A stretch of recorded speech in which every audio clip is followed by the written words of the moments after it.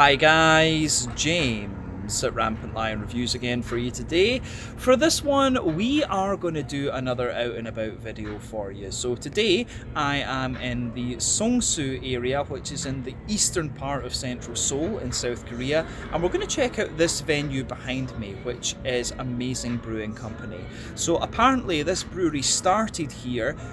This is a kind of brew pub and their main tap room, I guess you could say, but their main production these days is out at Incheon in the west of the city, but still a very nice venue, and one that I was very keen to check out, having discovered these guys' beer in Hong Kong. So we'll do as we always do. We'll go in, we'll have a little look around, we'll try some of the beers, we'll try some of the food, because I gather they've got very good pizza, and we'll have a nice time. So definitely cool to film another out and about video here in Seoul in Korea, and I hope that you guys enjoy this one. It's really cool to see how the Korean craft beer scene has evolved since I was here last in 2019. So let's get started on this one. Ganbae.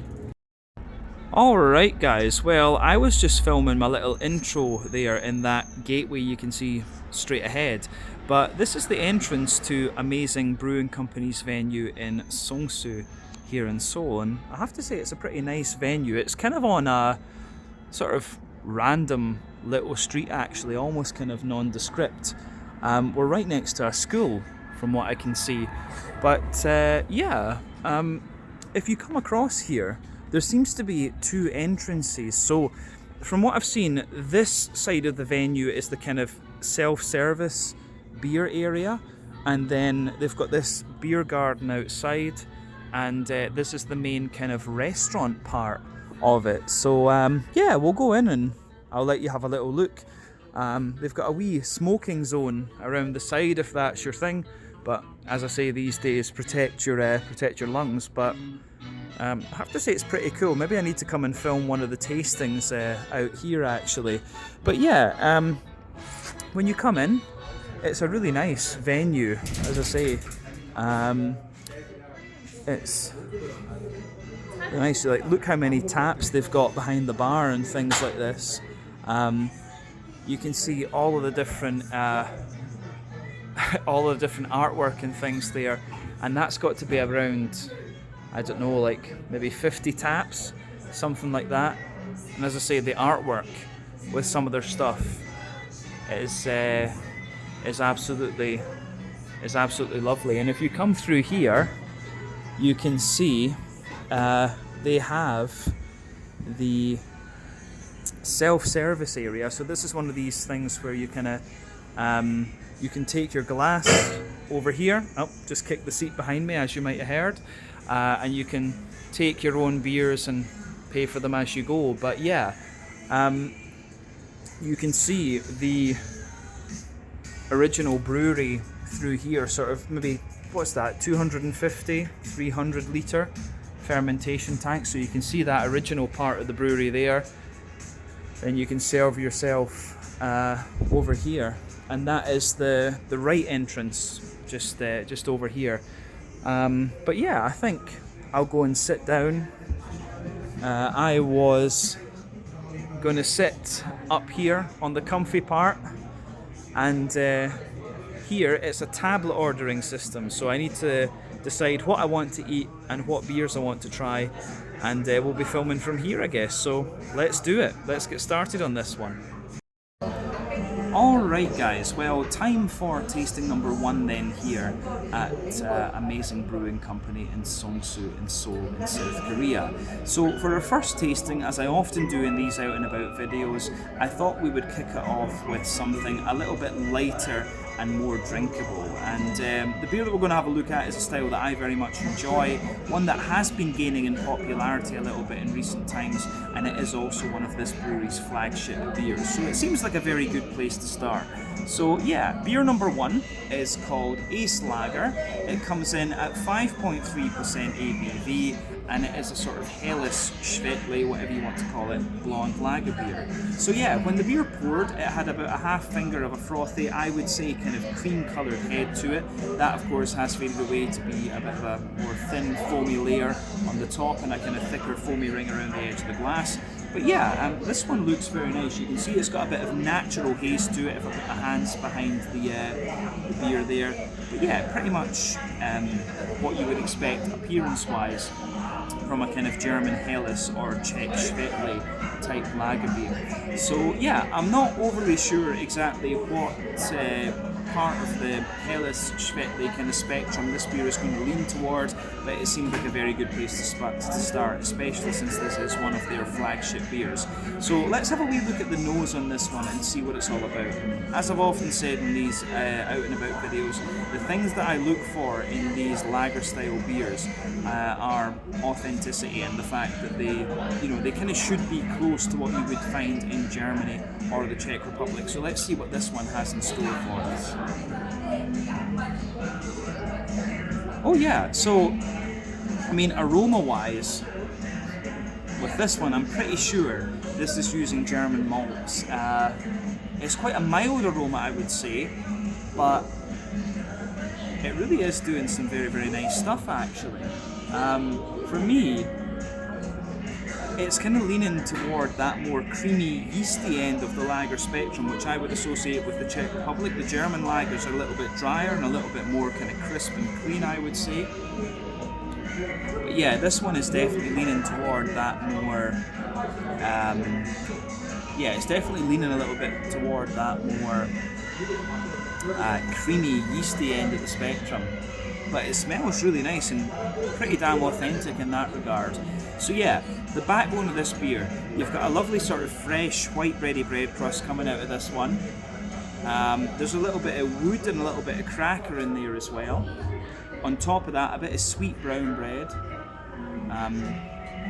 Some white bready character in there. A little bit of kind of McVitie's digestive biscuity sort of note sitting on top of it. Then a bit of Werther's original butter candy butterscotch character there as well. The malty base on this one does come across as being quite sort of German Helles-like, but it also has a little bit more of the kind of smoothness you would expect of the Czech Svetli. But yeah, in terms of the yeasty side of this beer, a little bit brown bready at its core, but mainly kind of sweet and white bready. A little bit of bread crust in there too. And the hoppy side of this one is quite smooth and German and quite noble. There's a little bit of earthiness, a little bit of a herbal character, touch of floral note, but mainly quite grassy. The fruity side of this one, it's kind of peary, apricotty, gooseberry-like. These are all kind of things that you would expect of both the German Helles or the Czech's Svetli. It seems like it's kind of somewhere in the middle of that. I'm leaning a bit more toward the kind of Czech Svetli kind of vibe with this particular beer. But aroma-wise, it smells very, very inviting, and I'm quite curious about this one. So just take a bit of time to enjoy the aroma of your beer before you get stuck into it. But let's taste this one. This one is the Ace Lager, 5.3% ABV, one of the flagship beers here at Amazing Brewing Company in Seongso in Seoul. So let's get stuck in. Slange, skål, cheers, gambe.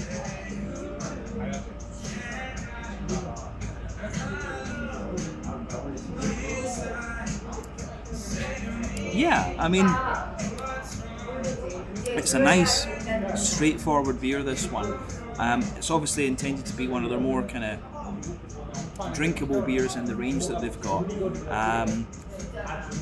But I like it, I have to say. I really do quite like what this is going for. I enjoy a good lager, and I always appreciate when a brewery can produce a really nice lager. So this one is pretty spot on for what you want. I would say it's a little bit more, it's more like a kind of Czech Svetli, this one, but at the same time it has a wee bit of a kind of raw, homebrewed kind of character to it. It gives you the flavour profile you expect, but there's just a bit more yeastiness, a bit more character from the yeastiness in this one. A bit more bitiness to the yeast, I guess we could say, compared to what you might find in the Czech Republic. But yeah, I certainly like it. let's break it down and describe it for you a wee bit more in depth then. So the backbone of the beer, lovely kind of fresh white bready bread crust in there, a little bit of a woody character further forward on the palate, and a wee bit more of a kind of crackery note out of it as well.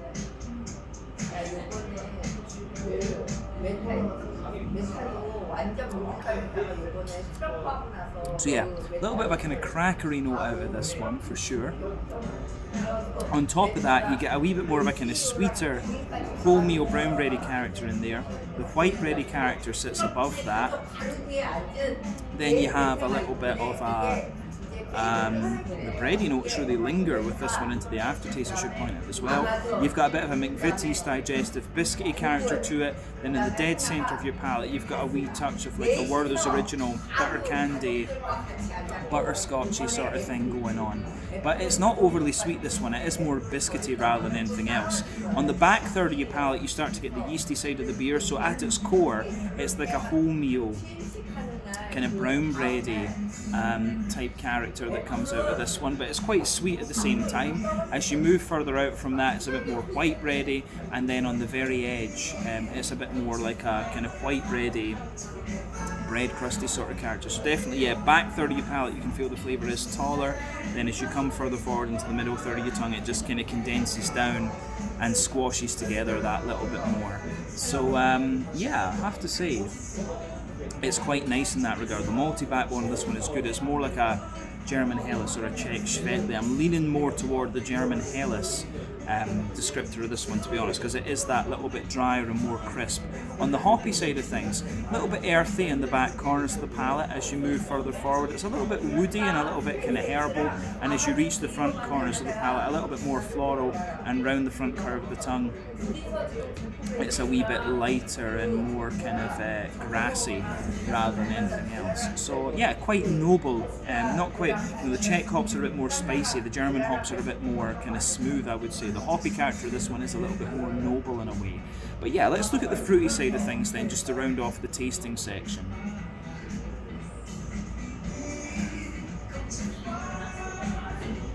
So yeah, for me, fruity side of this beer, at the back of that front third of your palate, there's a little tiny touch of grapefruit or something like that. I'm thinking there's maybe a bit of Cascade or something like that in here. But yeah, it's got a little bit of a kind of grapefruity note to it, but as you move further forward, lots of oily pear, quite a little bit of apricot out of this one. Sultan is another way to describe this too. And then maybe as you just reach the front tip of your tongue, it's got a very slight limey character to it. But yeah, all of these fruity notes are things that you would expect of the German Helles lager type beers. But yeah, in terms of the mouthfeel of this one, for me, it's kind of top end of light bodied. The carbonation's quite smooth. It's got a slight oiliness to it as well, which I think is great. Yeah, slight oiliness to it. But yeah, quite a nice, clean, crisp beer, this one. In terms of IBU, I think it's a fairly standard 20 IBU, which is normal for this style. The malt base is a bit drier underneath, smooth in the middle, and a wee bit sweet on top. And then yeah, just that little bit of oily, fruity character coming out of it. But yeah, a nice place to start here at Amazing Brewing Company. The Ace Lager, 5.3% ABV, one of the flagship beers at the brewery. So yeah, I think we'll leave it at that for the moment, and I'll ask the guys behind the bar what they recommend for me to try a little bit later on. But yeah, this was a good place to start. Let's have a little taste of some food. You'll see that in just a wee second. Cheers. Alright guys, so when I came into Amazing Brewing, I was very hungry, so I really needed just to order some food. So I ordered their bratwurst plate. So here it is. You can see two different kinds of nice bratwurst sausage here, some chips and a little bit of ketchup. So it looks great. Let's have a taste of this and see what it's like. Very curious. Alright guys, well, let's have a little look at this bratwurst Frankfurter platter then and see what it's all about. So yeah, first off we've got the fries. I have to say these look really nice actually, so let's just try one on its own before we add anything to it.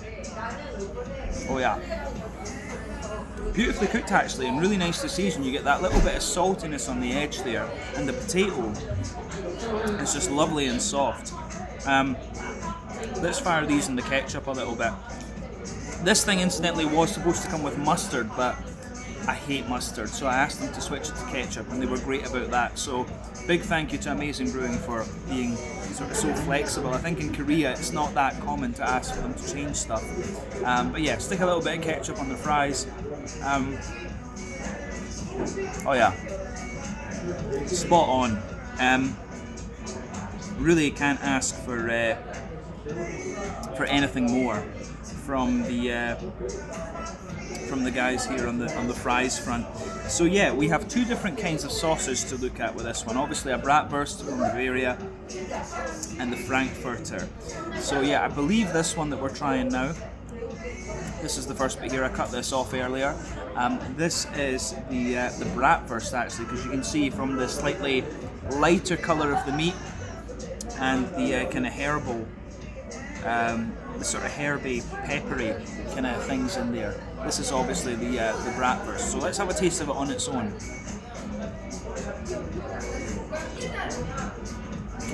Oh yeah. Just as it is. That's a good sausage. It's got a nice little balance of herbal and salty character in there. So yeah, if this is made in Korea, I will say that if it's a Korean-made bratwurst, I think that's pretty damn good actually. So again, thumbs up to them. Let's have a wee look at it with a bit of ketchup on it and see how we go.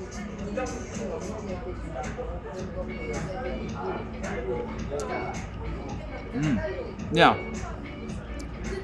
The ketchup just adds that little bit of the ketchup just adds that little bit of sharpness to it in the beginning, but again it fades away and it just gives you this really nice sort of herbal, porky sort of thing. Just generally speaking, I've tried a lot of bratwurst from different producers across Bavaria during my time in Germany and things. That's a really solid take on the bratwurst sausage, so wherever they're getting that from, I think it's pretty damn good. I'll probably say that and it'll be an imported one, but if the Koreans are producing that kind of things themselves, it just goes to show you made in Korea is great, as a lot of people already know. So yeah, let's have a little look at the Frankfurter. So you can see this one's a little bit redder in its consistency, if you like. But yeah, let's just try it on its own and see what it's like. And these sausages, of course, are a little bit smoother. These are more your kind of typical hot dog type sausages, as the Americans would call it.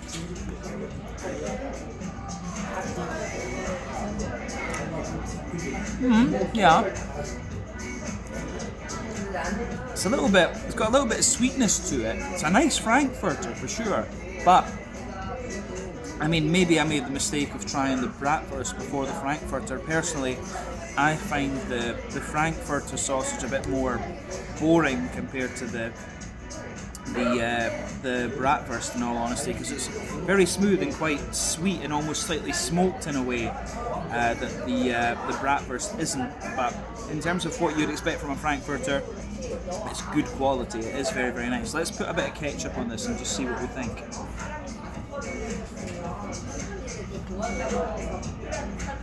Yeah, when you put the ketchup on it,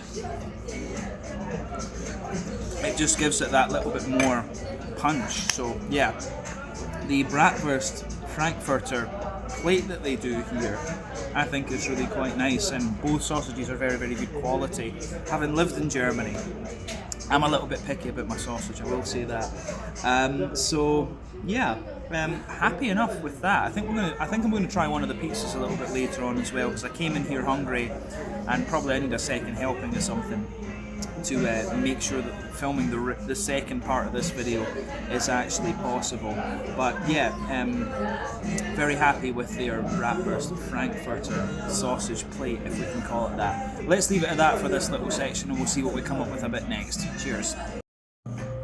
Alright guys, so this one in front of me, Putin riding on the bear, is going to be beer number 2. So a 10% Belgian strong dark ale, basically a quadruple, a style that I very much enjoy.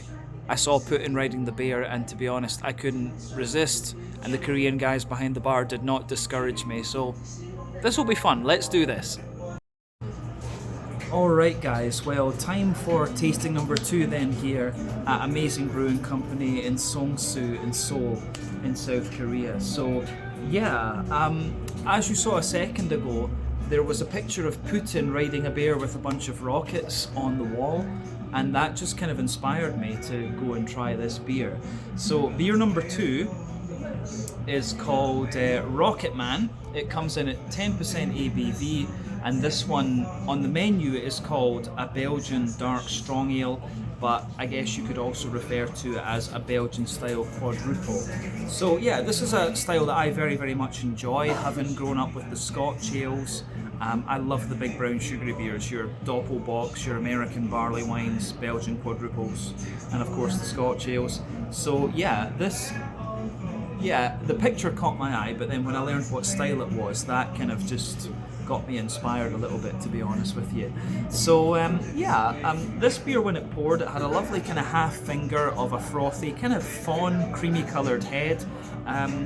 You guys can see if I shine the light through this one, it's got a little bit of a kind of chestnutty kind of colour to it. 1 or 2 bubbles sticking toward the side of the glass, a few little ones going up toward the bottom of the head there, but all in all it looks very, very nice.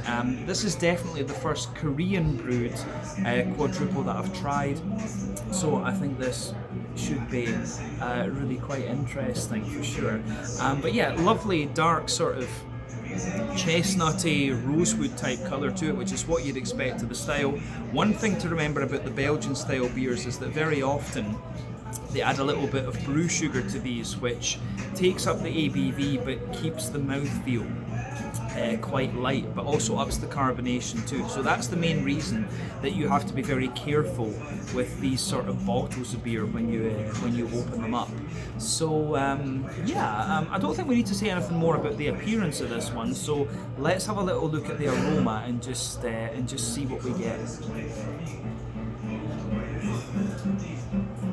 Yeah, I'm going to say straight away, very, very nice smelling beer. Obviously, the famous examples of this beer would be the Westvleteren 12, the Rochefort 10, La Trappe quadruple is also, I think that was the first Trappist quadruple as well, if I'm not mistaken.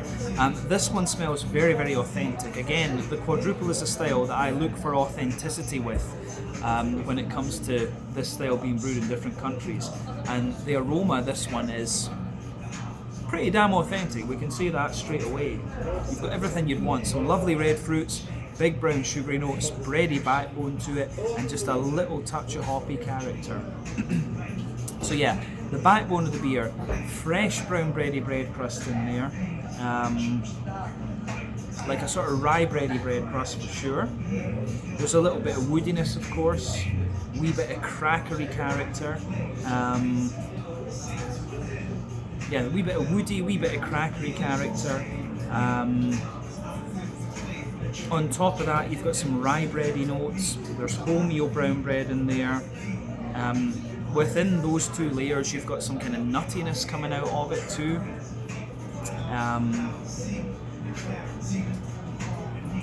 Yeah, rye bread, wholemeal brown bread, some nuttiness in there. You've got the toasty brown sugar, the more leathery brown sugar, which is usually an indicator of a longer wort boil. And then yeah, you get that little touch of like treacle molasses, as the Americans would call it, in there, and then like McVitie's digestive biscuit and straight up sweet caramel. The yeasty side of this beer is a little bit like sort of English Christmas pudding. It's a little bit phenolic in a way. That's due to the brew sugar and the kind of yeast that you're using. So yeah, it's got a little bit of that English Christmas pudding type quality to it. On the hoppy side of things, it's a little bit earthy. There's a wee bit of herbal character in there, some floral notes, some grassiness. Yeah, these are all things you'd expect. Remember, the Belgian quadruple, or the Belgian strong dark ale as they're listing it here, is a style that's not overly hop forward. It is quite reserved in a way, I guess you could say. So yeah, the way that this one goes together in that regard is quite nice. The hoppy side of this beer, the green component if you like, takes a bit of a back seat. On the fruity side of things, it's kind of what you'd expect. There's a little bit of raisin in there, you've got plums, you've got prunes, some figgy notes, black currants, blackberries. Yeah, the fruity side of this one's actually quite juicy and quite sweet, which I have to say I do quite like as well. Yeah, I'm quite happy with how the aroma of this one goes together, and as I say, I like the imagery behind this one too. So I got quite early. I got into the darker beers in here quite early because there were quite a few ones that interested me, to be honest with you. But no regrets. So this one is the Rocket Man, a 10% Belgian style quadruple or Belgian strong dark ale, however Amazing Brewing Company want to refer to it, but this should be quite nice actually. Let's get stuck into this one. Slange, Skål, cheers, Gambe.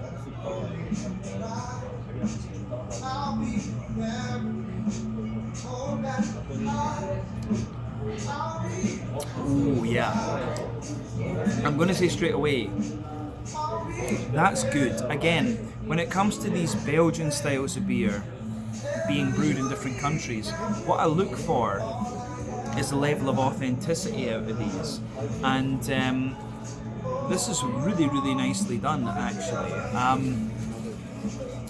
I will say that into the aftertaste it has a wee bit more dryness to it, but it gives you all the sort of flavours that you would expect, and you can't ask for much more than that, to be honest with you. Whenever you brew a Belgian quadruple somewhere else, you're always going to get a wee bit of difference to it. I saw that with the Swedish brewed ones and the Scottish brewed ones and so on, but that is pretty damn good, I have to say. So yeah, in terms of the backbone of this beer, then let's just start from there.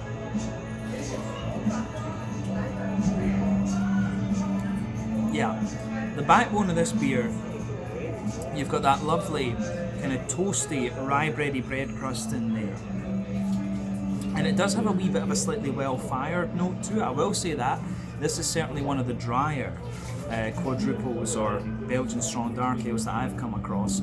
Further forward on the palate, you've got a little bit of woodiness to it. There's a wee bit of cracker in there. Absolutely a good layer of rye bread above that.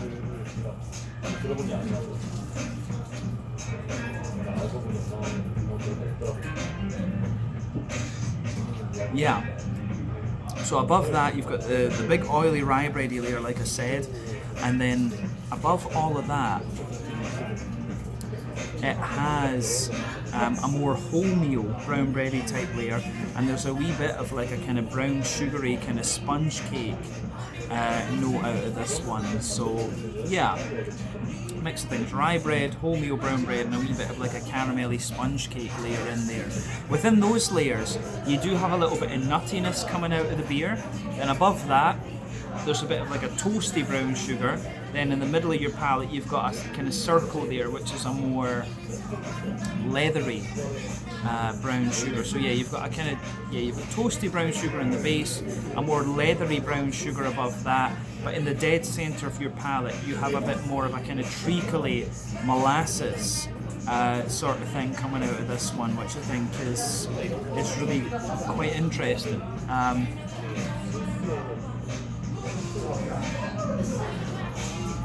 Yeah, and that lingers into the aftertaste as well.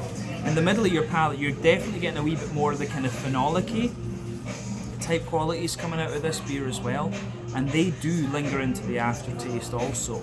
But yeah, I think that covers the middle third of your palate with this one. On the back third of your palate, there's a little bit more of there's a little bit more of yeasty character coming out of this one. So at its core, it's a little bit more kind of rye bready, and then further out beyond that, it's got a little bit more of a kind of grainy brown bready character to it, but around the very edge, it's a little bit more toasty and like a well-fired brown bready character as well. So yeah, the way that all of that pieces together, I think, is quite nice. Definitely, yeah, back third of your palate, the flavour feels taller, and as you move further forward into the middle third of your palate, it just kind of condenses down and squashes together that little bit more. So yeah, I like that about this one. The malty backbone of this beer is really, really nice. Yeah, on the hoppy side of things, there's not too much to report. Just a little light earthiness, a little bit herbal and woody, and as you come further forward along the side of your palate, you get a little touch of floral note, and round the front curve of your tongue, it's definitely just that little touch lighter and grassy. The quadruple Belgian strong dark ale, whatever we want to call it, is not the most hop forward of styles, but yeah, this one is just showing you that little bit of, pardon me, green component. So yeah, in terms of the fruity side of things with this one then, at the if we go to that front third of your palate, of course you get that nice oily bubble where the juicy fruity esters roll their way out of the beer. For me, the fruity side of this beer, at the back of that front third of your palate, you get some nice juicy kind of plummy character coming out of it.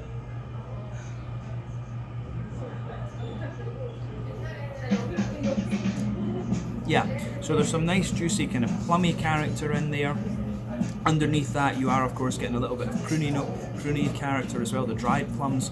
But there's dates, there's figs, there's dates, figs, and all that sort of stuff in there. I think dates and sultanas. The figs are a little bit further forward on that middle third of your palate. Then yeah, as you go into the front half of that front third of your tongue, it's a little bit more along the lines of it's a little bit more along the lines of like a black currant underneath and a slightly blackberry type character on top.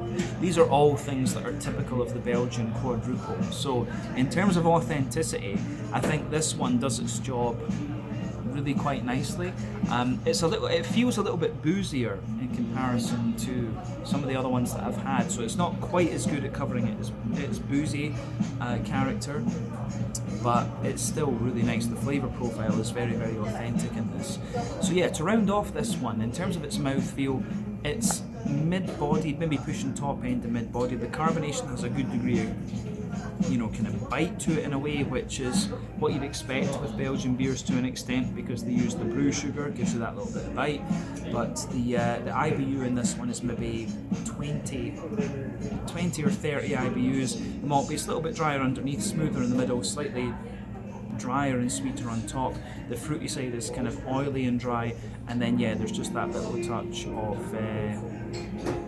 kind of hoppy bitterness to it as well. Like I said, about 20 IBUs. But all in all, a very nice Belgian strong ale, this one, and I think they've done the style justice, which when you say that, you can't really ask much more from these guys. This is my first Korean brewed quadruple, and I'm quite happy with it. So yeah, this was the Rocketman 10% ABV with a very crazy picture of Putin riding a bear and throwing missiles about. Yeah, interesting second beer here at Amazing Brewing Company. Let's leave it at that for this one, and we'll see what else we can get during our visit here. Cheers just now. Alright guys, well, just on the other side of the bar, they have a little fridge here where you can buy some of the different beers to take away. So to start off with, they have the Twilight American Pale Ale, the Seoul Forest Pilsner, another lager here which they're saying is a pale lager style with flavours of malt and toastiness. The Zizar kind of things here, another highball. And then here they have the amazing oak barrel whiskey barrel aged imperial stout. That, I have to say, that sounds very, very interesting. But if you come down here, they have the Dark Ambition imperial stout at 8.3% ABV. Then they've got the First Love, which is one of the regular beers, the hazy IPA. Takeaway set with both of those in it. Then they have the Seongdong Pale Ale, 4.5% ABV. Then down here they've got a few other things as well, which seem like they're from different companies. But yeah, this is the big beast of a beer, the Amazing Anniversary Ale, a barley wine. I think it's 11% ABV, and next to that they've got a few Old Rasputin barley aged versions as well, which is quite interesting. But if you come up Here, just next to that, they have the Amazing Goods, their merchandise. So you can get little teku glasses. Down here, there's a few other things, the pint glass, and can you call this a tulip glass? I'm not quite sure. Then down here, the kind of can-sized glass and another pint-sized glass as well. This little guy down here, I'm not sure exactly what that is, but yeah, a fairly decent selection of different beers and merchandise available here at Amazing Brewing Company. So there you go. Alright guys, well, time for tasting number 3 then here at Amazing Brewing Company in Seongso in Seoul in South Korea. So yeah, for this one we are going to go to the very dark end of the beer spectrum, and this is actually another of their core range beers. So I'm quite curious about this actually. So yeah, this particular beer is called Dark Ambition. It comes in at 8.3% ABV, and this one is an Imperial Stout. From what I gather, this is more of a kind of old school take on the style, like an old school RIS, so we'll just need to see. But yeah, when the beer poured, it poured with about a half finger of a frothy, I would say kind of medium tan head. That has faded away to be a thinner, more kind of foamy layer, and that thicker ring is just lingering around the edge of the glass there. But yeah, 1 or 2 big bubbles sticking toward the side of the glass there, but overall it looks pretty nice and pretty much in line with what you would expect of a Russian Imperial Stout.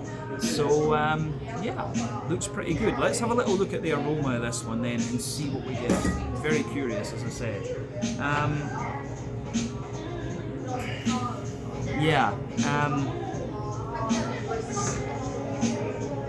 aroma-wise, this is really pretty damn nice. Proper old school, a mix of like dry brown sugar, chocolate, rye bread, and bitterness and things. As I say, a properly old school RIS this beer. I think that's most definitely fair to say with this one. So yeah. The backbone of the beer, you've got this roasty, toasty, well-fired bread crust in there. A little bit of woodiness, a little bit of nuttiness as you'd expect. Big, kind of oily and slightly drier rye bread in there. On top of that, you get this nice kind of wholemeal brown bready character. There's wee elements of nuttiness in there, like hazelnut and walnuts and stuff like that. And then it's almost got this chocolate spongy, chocolate brownie type quality to it as well, I have to say. Yeah. Aroma-wise, the malty backbone of this beer is lovely. Above the bready characters, you start to get the kind of chocolatey notes out of this one. So further back, you're getting more kind of harsh and stronger chocolatey notes out of this, maybe 70-80% cocoa chocolate. But further forward on the notes, you're getting maybe 40 or 60% cocoa chocolate as well. But yeah, toasty brown sugar in there, a more leathery brown sugar, treacle molasses, sweet caramel, biscuit of course. Yeah, all of these things are present. So remember, with the Imperial Stout, there is a few ways that you can play with this style. You can do a double mash, which is going to give you a kind of bigger, sweeter, more kind of sticky mouthfeel. You can do a longer wort boil, which is going to give you a greater complexity of flavour and aroma. But yeah, it's going to give you a drier beer overall. And the other thing to do with these is to either add adjuncts or do some barrel aging and things. But this one is a little bit more kind of straight up in a way. But yeah, I think we've covered the malty side of this beer in all honesty. When it comes to the yeasty side of things, for me it has a little bit of that kind of English Christmas pudding type quality to it. A little bit of like a phenolic, fruity type character on the back of the nose. And yeah, the more that you smell of this one, the more roasty and toasty and more kind of nutty and things it actually gets. So yeah, really interesting stuff actually in that particular regard.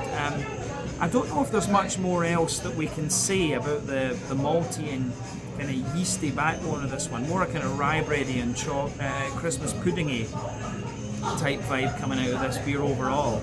Yeah, in terms of the hoppy side of things then, it's a little bit earthy, it's a little bit herbal, kind of woody. Yeah, the Imperial Stout, remember, is not the most hop-forward style of beer overall, but yeah, there's a little bit of earthiness in there, a little bit of woodiness, some grassiness and floral notes, of course, as well. I'm wondering maybe a little bit of Williamette or, you know, Bramling's Cross. Northern Brewer would be another one for this. It's always fun playing Guess the Hops, of course, but yeah, a little touch of earthiness, a little bit of woodiness, some floral notes in there, and you've got that little bit of grassiness coming out of the beer as well. In terms of the fruity side of this one, a little bit of plum, a little bit of like raisin, well, not too sharp in that sense, some figs, some black currants, some blackberries. Not getting too much of the dried fruit out of the aroma of this one. It seems to be more kind of wet and juicy in a way. So all in all, a really nice aroma coming out of this particular beer. And as I say, this was or is one of their core beers, the Dark Ambition, an 8.3% Imperial Stout. So quite an interesting step to take for our third beer here at Amazing Brewing Company. So let's have a taste of this one then and see what it's all about. Sláinte, skål, cheers, Gambe.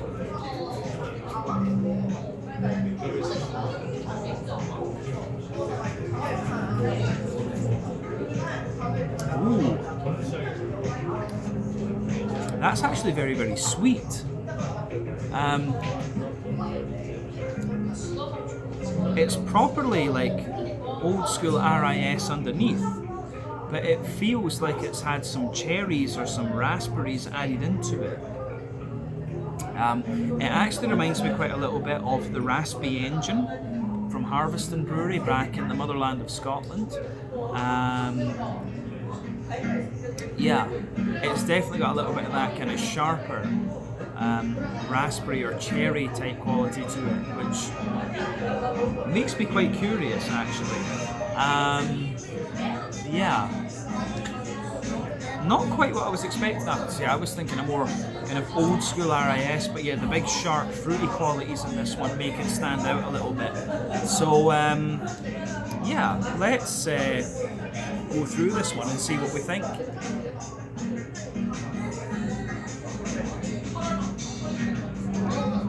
So the backbone of this beer, roasty toasty well-fired bread crust. There's a wee bit of woodiness in there, a little bit of cracker sitting above that. You get a rye bready sort of note coming out of the base there. There's a little bit of there's a little bit of woodiness in there and a little bit of cracker. And on top of that, yeah, certainly some rye bread for sure, some wholemeal brown bread, and you get this kind of chocolate spongy character sitting above that as well.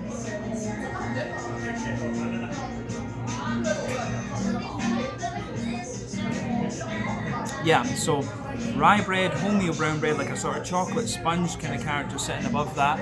Within that chocolate sponge cake, you get a little bit of the more cherry, raspberry sort of thing out of this one, which is quite interesting.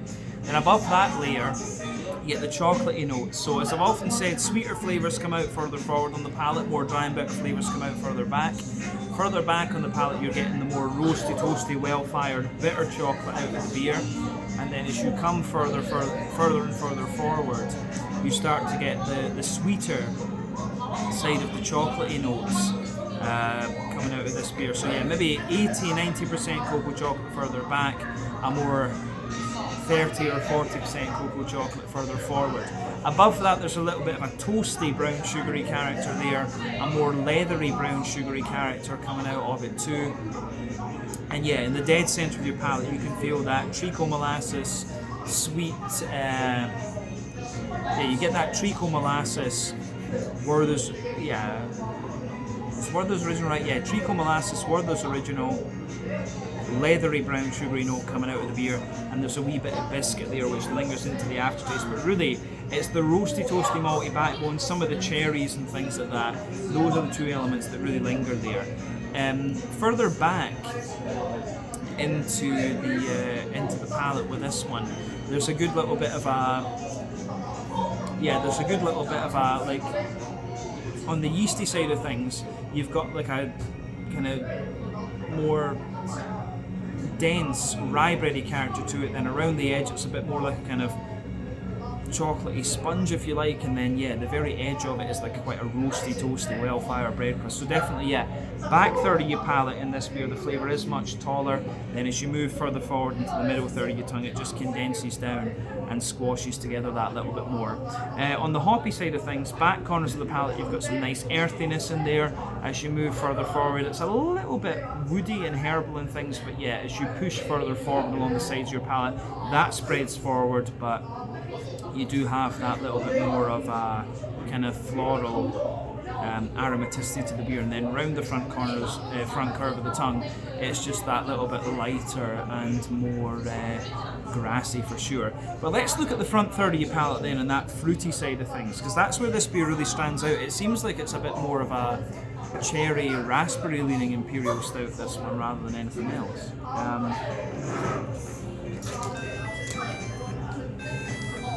So yeah, the fruity side of things in this one, as I say, in the impact you get a lot of raspberry and a bit of cherry out of this one, but at the back of that front third of your palate, there's definitely plum in there.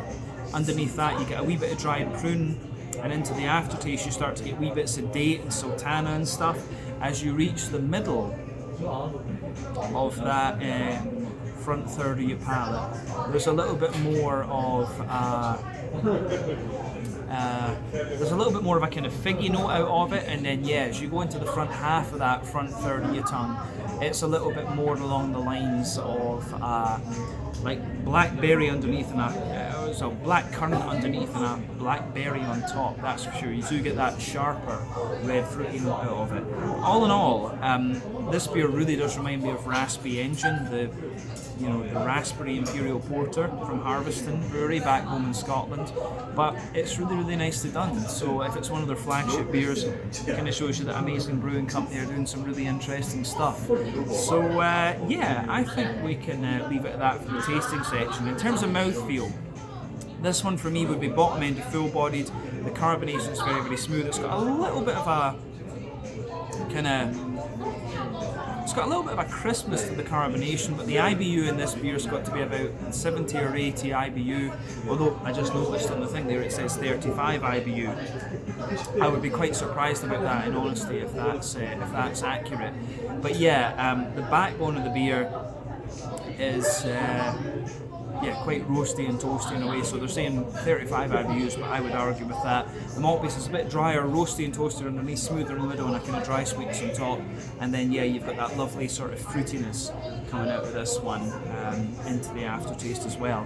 But all in all, a very nice imperial stout this, and yeah, definitely worth trying when I was here at the Brewery's tap room. So yeah, I think we'll do maybe one more after this. There is another beer that was catching my eye, but yeah, I've been trying a lot of heavy stuff while I'm here, so I'm going to go away and enjoy the rest of these. Maybe we'll do another kind of food review in between these ones, but I'll catch you guys in a second with something else. Very, very interesting imperial stout this. Ganbei. Alright guys, well, we're a couple of beers in here at Amazing Brewing Company, and I was getting a little bit hungry, so I thought it was about time to order something else off the menu. So we're going to have a little look at this pizza. This one is the chorizo pepperoncino, and it looks absolutely lovely, I have to say. From what I've heard, the chef here used to work at a 3-star Michelin restaurant, and that is where he learned to make pizza. So I think this one should be pretty damn good actually. So let's turn the camera around and we'll have a little look at this one and see how it turns out. But it looks absolutely lovely. Let's do it. Alright guys, well, let's have a little look at this chorizo pepperoncino pizza then, because I'm very, very curious about this. And I have to say, I was a little bit apprehensive about this because on the menu it rated it as 3 chili level spicy, but we'll just need to see how we get on with it. So let's have a little taste of it then. I'll take the slice that's right under the slicer here and we'll see what we have. So let me just pull this apart. Good little bit of cheese on this, and it looks great. So let me just get that in portion there. So yeah, you can see nice little bit of extra cheese on this one. It's like a kind of Neapolitan pizza in many ways. But it looks great. I love my salami, I love my Italian sausage. Let's just have a taste of it and see then what it's all about. The crust looks absolutely great. Oh yeah.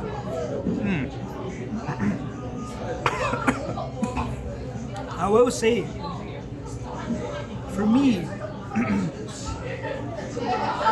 has a bit of a spicy impact to it. Yeah, that is absolutely fair to say. That went right up my nostrils. I'll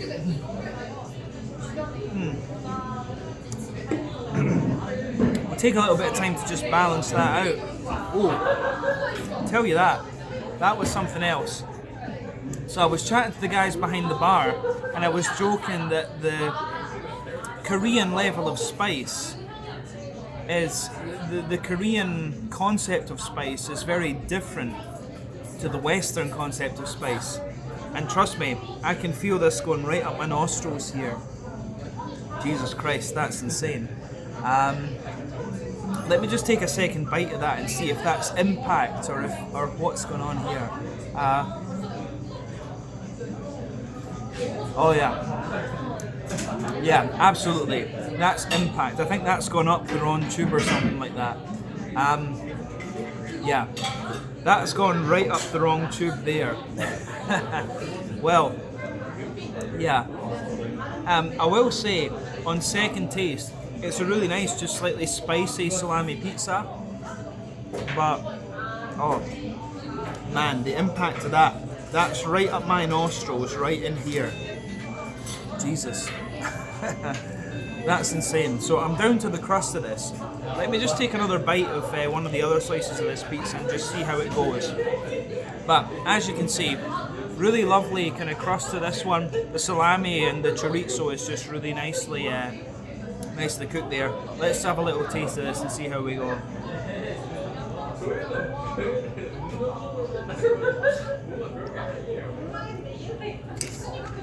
Yeah.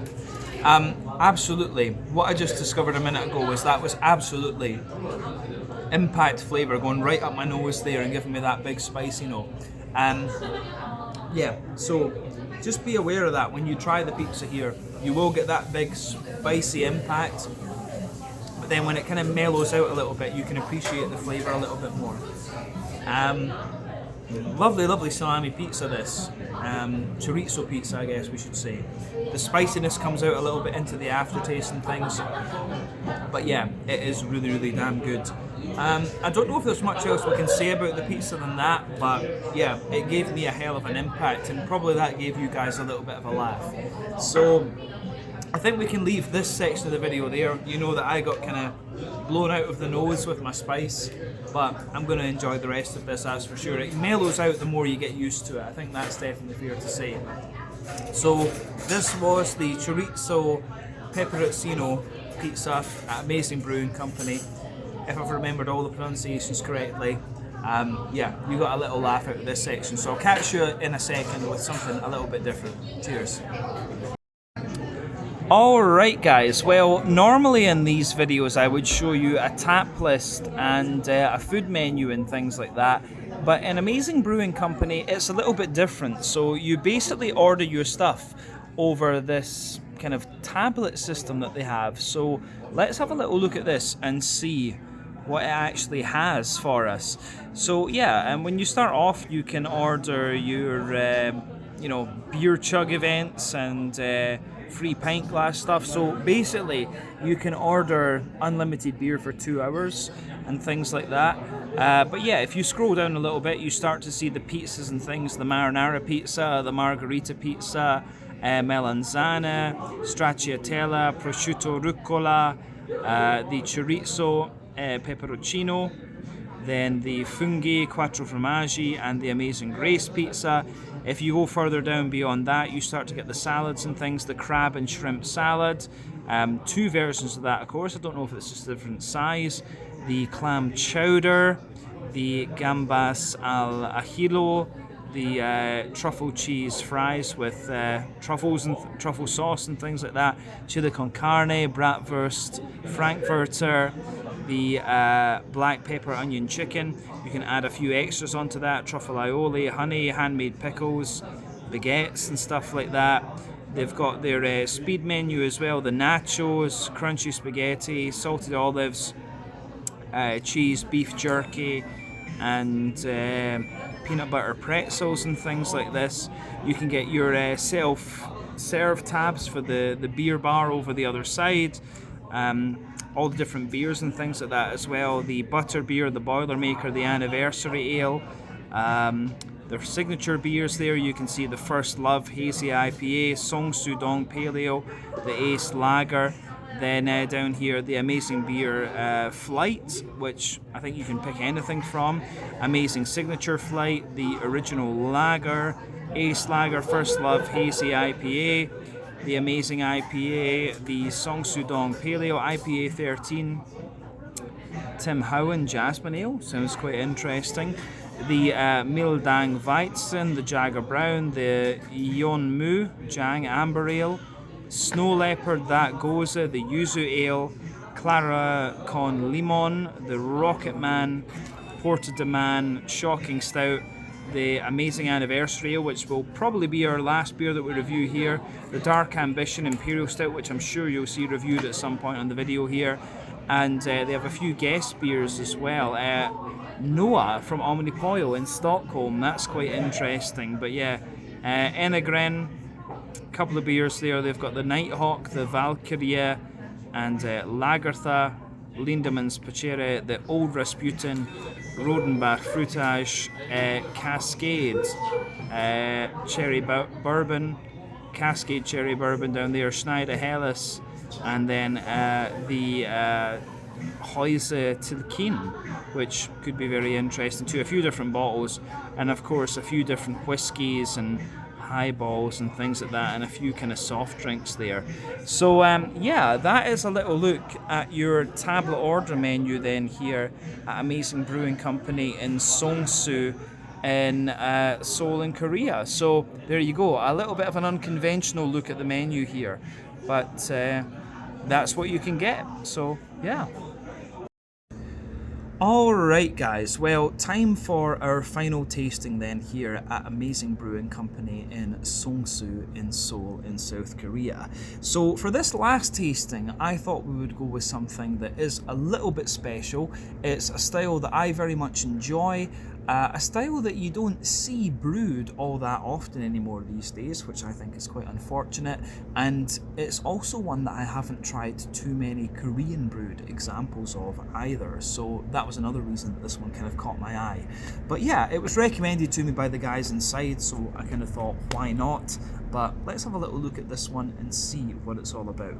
So yeah, this last beer is called Amazing Anniversary Ale. It comes in at 11.2% ABV, if I'm remembering correctly, and it's a sort of mix of an English and an American style barley wine. But yeah, you can see this beer pours this lovely kind of medium chestnut sort of colour. When it came out, it had a half finger of a frothy, I would have said cream coloured head. That's faded away to be a very thin foamy layer with just a nice kind of ring around the edge of the glass. But yeah, the colour of this beer, I think it's fair to say that it's a kind of medium chestnutty note, or you know, maybe you could call this like a medium copper sort of colour as well. But yeah, it certainly looks very, very nice. Not much in the way of visible carbonation with this one. It does have a little bit of that natural haze to it. But yeah, in terms of what you would expect from a barley wine of pretty much any description, this beer certainly fits into that part of the spectrum. So yeah, I don't think we can say much more about the appearance of this one. Let's have a little look at the aroma of it and see how we go. I'm very, very curious about this, I have to say. So, oh yeah, aroma-wise, I'm going to say straight away, this one comes across as being much more English than it does American.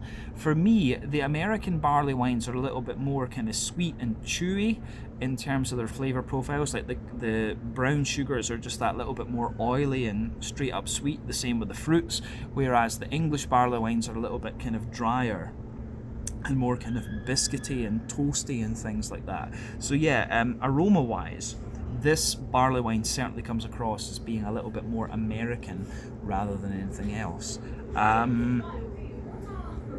But yeah, regardless of its style, it comes across very, very nicely. So let's just try and break this down a little bit and describe it for you a wee bit more in depth before we actually taste the thing. So yeah, the backbone of this beer for me, you've got a lovely little bit of a kind of fresh brown bready bread crust in there. Little touch of woodiness. Definitely a little bit of like a Jacob's cream cracker. Fresh wholemeal brown bready bread crust as well. Or fresh wholemeal brown bread, I should say, not the bread crust. That we already mentioned that earlier. But you've got a fluffy white bread. Little bit of toasty brown sugary character for sure. So yeah, wee bit of like a toasty brown sugary character. Sweet, oily kind of caramel coming out of this one. Werther's Original, butter candy, butterscotch too. And at the back of the nose, you start to get a wee bit more of like a kind of white bready. A mix of like definitely a mix of like white bread and brown bready character from the yeasty side of this beer as well. So there's a few things going on with this one in its malty and yeasty character that are definitely worth taking note of. Yeah, malty and yeasty side of this one definitely makes me think it's more leaning toward that American end of the barley wine spectrum. That's safe to say. But you need to remember that the barley wine is the big brother of the double IPA, so it is quite a hop-forward style of beer. And you do get a fair green component out of this. There's a wee bit of earthiness in there. There's a good little bit of, pardon me, herbal character in there. Some nice floral aromaticity, some grassiness. And the fruity side of this one, it's,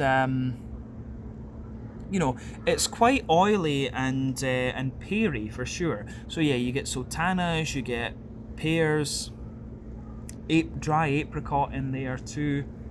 There's a wee bit of fig. You do get a fair bit of red fruity character out of the aroma of this one as well, in fairness.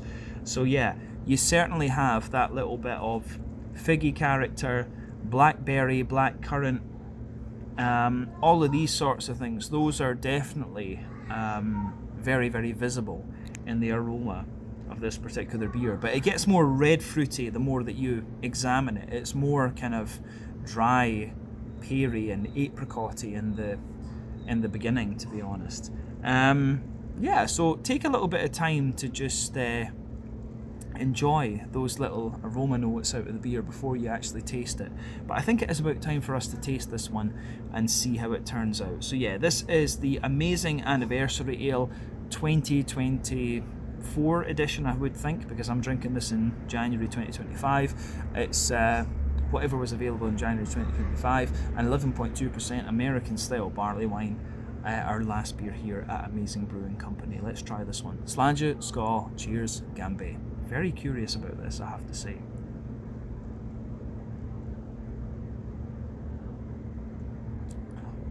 Ooh, that's really, really nice actually.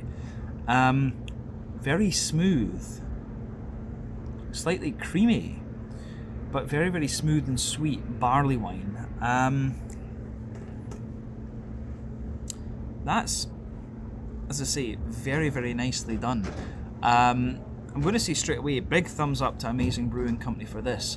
It definitely leans toward the more American end of the barley wine spectrum, but it shows you a fair little bit of English character as well, in all honesty, and that's something you want from this style rather than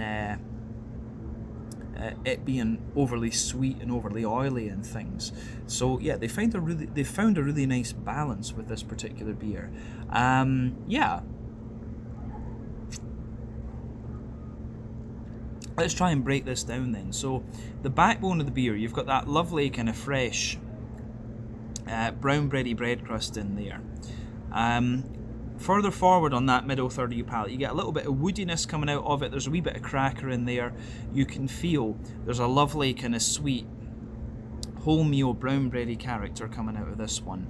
On top of that, you get the more dense white bready sort of note out of it, and then you get the kind of wheaty white bready character out of the beer as well. The malty backbone of this one, the brown bread, the white bread, and the kind of wheatier character that comes out of it is really, really nice. On top of that, on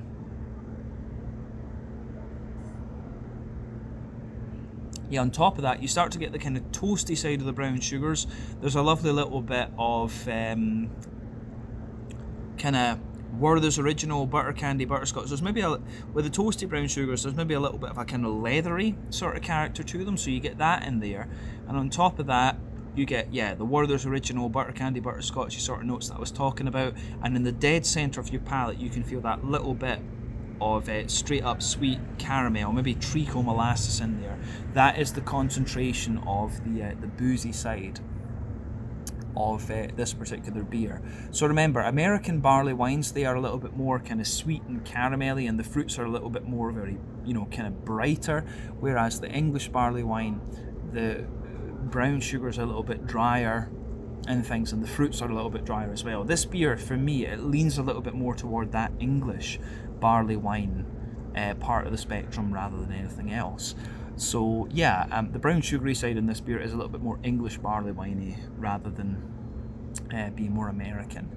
But if we go to the back third of your palate, then the bready parts of the beer are also there. As I've often said, the middle third of your palate will give you similar flavours compared to the back third of your palate, just different intensities. So all these bready notes that I talked about earlier are there on the back third of your palate, but above everything else you've got the yeasty side of things. There's a dense brown bready character in the middle, a more white bready character around the edge, and then just that little bit of bread crust around the very edge of that. But on top of all of that, you can feel a little touch of the biscuit and the brown sugar just creeping over the top of it all. But the malty and yeasty side of this beer is really quite nicely done. But definitely, the more that I drink of this, the more it comes across as being a kind of English barley wine rather than American barley wine. So in terms of the hoppy side of things, then back corners of the palate, there's a little bit of earthiness to this beer. As you move further forward, it gets a little touch herbal, and beyond that you get a wee tiny little hint of pine resin there. But as you reach the front corners of your palate, it's a little bit more kind of floral and aromatic, and round the front curve of the tongue, it's a little bit lighter and more kind of grassy rather than anything else. But then of course, over the front third of your palate, you get that nice oily bubble where the fruity juicy esters just roll their way out of the beer. So let's look at that fruity side of things just to round off the tasting section of this part of the video.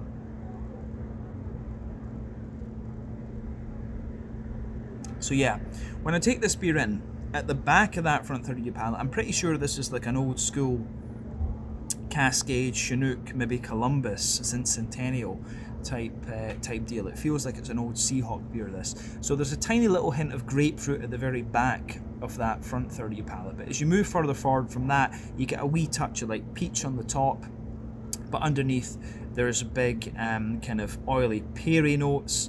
There's big oily peary kind of characters, sultana, a little bit of dry apricot and things like that as you reach the middle of that front third of your palate. All of these sort of things coming out, and then as you move into the front half of that front third of your palate, you start to get a wee touch of the red kind of figgy character out of it, wee bit of black currant, and maybe a little hint of blackberry. All of these things sitting in that front half of the front third of your palate there. So very much an English barley wine, this one, in terms of its flavour profile, but regardless, I think it is very, very nice. Let's round off this one then with a wee quick look at the mouthfeel.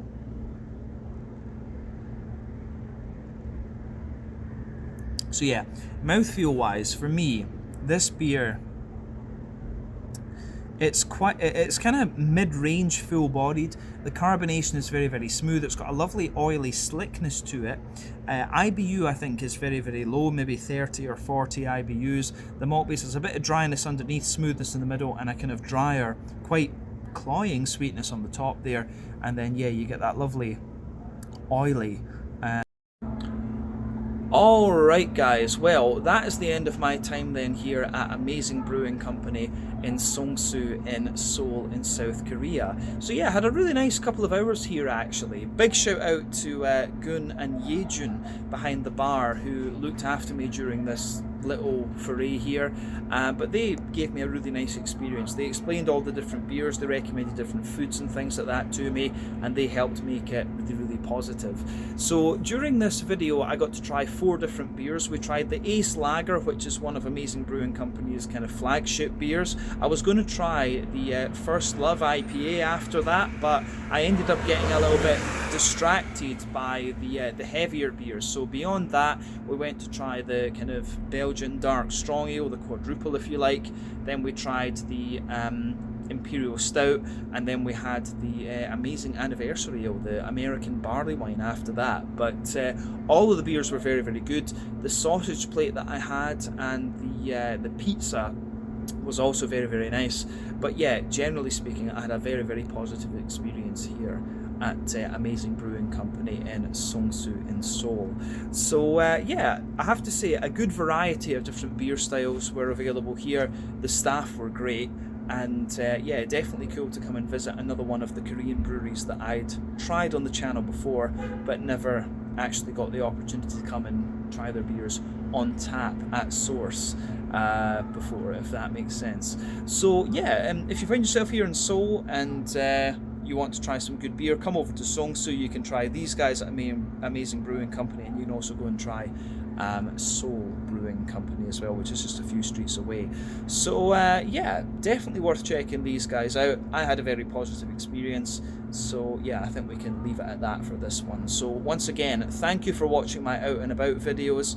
I really enjoyed making this one, and I hope you guys have enjoyed exploring a little bit of the South Korean beer scene. So I'm sure we'll be back at some point in the future and we can film in a few different cities as well. But yeah, I'll put Amazing Brewing Company's social media in the video description for you below. I'll put my social media down there for you as well. But yeah, I'll catch you guys in another video very soon. This was Amazing Brewing Company in Seongso in Seoul in South Korea, and I will catch you guys in another video very soon. Slange just now. Ganbei.